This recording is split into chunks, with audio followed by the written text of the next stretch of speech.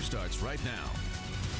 A false alarm can truly cost you. Good evening, everyone. I'm Dion Guillory. And I'm Allison Bruner. Now, you may have seen, all of us, we've seen alarm pulls like this one in schools, churches, and businesses, but not everyone is pulling them for the right reason. WHSC's Stephanie Escobar investigates how this may hurt you and your wallet if it doesn't stop. New at 11. When this alarm goes off, firefighters rush. In an emergency, Deputy Chief Ian Bennett says time is key. About every 30 seconds to a minute, a fire doubles in size. But when firefighters get to the scene, there's not always flames or smoke. Based on the trend, about 98% are false. But we have to treat them all as an emergency. Bennett keeps track of false fire alarms. They can go off unintentionally. Fire alarm goes off for the right reasons. Maybe somebody's cooking or something like that and smoke sets it off. The system may not be working right, or someone pulled a fire alarm with no real emergency. This type is considered malicious.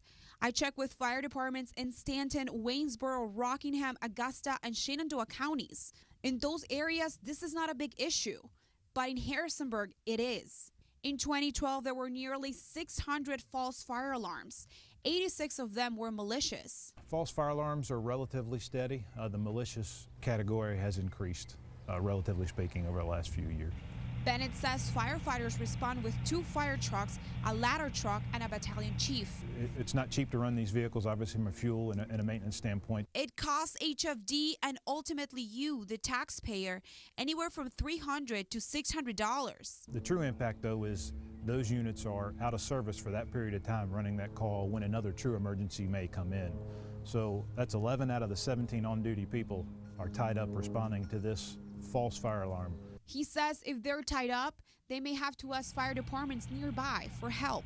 I'm on Port Republic Road where there's a lot of off-campus student housing. This is one of the areas the Harrisonburg Fire Department responds to most often for malicious fire alarms. Usually on weekend nights, this is something Michael Johnson is familiar with. He lives at University Fields. There's one pool every weekend, and it's it doesn't even bother me anymore because it's just normal now. For Deputy Fire Marshal Arthur Miller, it's not normal. He catches suspects through surveillance video, eyewitnesses, and we can determine who pulled the fire alarm through marking pastes and dyes and fingerprints and other forensic evidence. Miller says it's a Class 1 misdemeanor, no matter your age. We get warrants for that suspect, and they have to appear in court for that, whether they're a juvenile or whether they're an adult. He says suspects have to pay the cost of running a call. $500 is a lot of lawn mowing, and it's a lot of trash picking up. So it's relative consequence. The people who are initiating false fire alarms, by and large, aren't people who feel very comfortable paying a $500 recovery cost. Sometimes you can pay up to $2,500 or a year in jail. There are some extra fines students face if they pull it at school.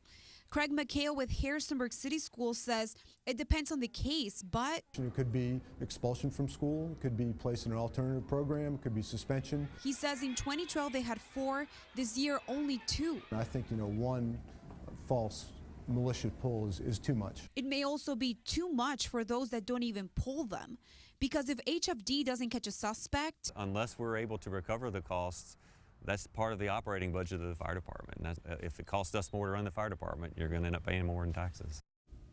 The fire department wants to reduce the malicious pulls through enforcement and word of mouth. Captain Miller says when someone gets caught, they learn the lesson and pass it on to neighbors. Dion?